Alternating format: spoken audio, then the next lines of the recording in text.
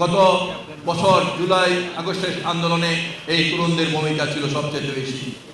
তাই এই বাংলাদেশের আজকে যে তরুণ সমাজে আগামী দিনে সরকার গঠনে, রাষ্ট্র গঠনে, দেশের অর্থনৈতিক উন্নয়নে, দেশের শিক্ষাঙ্গনে, দেশের স্বাস্থ্যসেবায় সব ব্যাপারেই তরুণদের একটি ভূমিকা থাকতে হবে।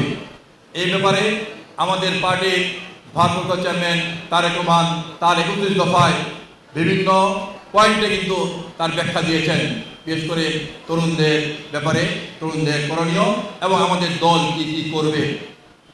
সম্মানিত তরুণ ভাইরা বোনেরা, আমি যে কথাটা আগে বলছিলাম, আগামী বছর জুলাই আগস্ট ফেব্রুয়ারি মাসে একটি নির্বাচন হবে। সেই নির্বাচনকে আমাদের তরুণদের ভাবনা। আমরা সোশ্যাল মিডিয়ায় অনেক বক্তব্য দেখতে পাচ্ছি।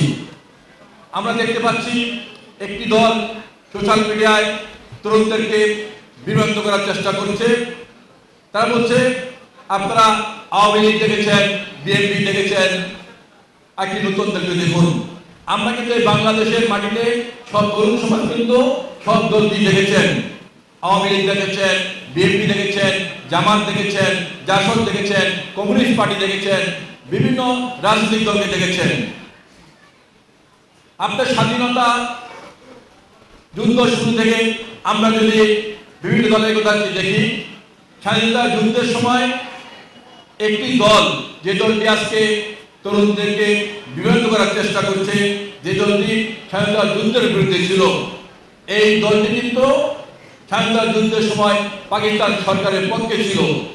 তারা তাদের পাকিস্তান সেনাবাহিনীকে সহযোগিতা করেছিল বাংলাদেশের বুদ্ধিজীবীদেরকে হত্যা করার জন্য, বাংলাদেশের মা বোনদের ইজ্জত দেওয়ার জন্য এই দলটি পাকিস্তান সেনাবাহিনীকে সহযোগিতা করেছিল। তাহলে আপনি দেখেছেন এই দলটিকে? এই দলটি দেখেছি। আপনারা জানবেন এই দলটির প্রতিষ্ঠাতা মাওলানা মওদুদী যখন 47 সালে যখন ব্রিটিশ থেকে দেশ ভাগ হয়, এই জামাত ইসলাম কিন্তু আমাদের মুসলমানদের পক্ষে ছিল না, অর্থাৎ পাকিস্তানের পক্ষে ছিল না। এই দলটি কিন্তু ভারতের পক্ষে ছিল।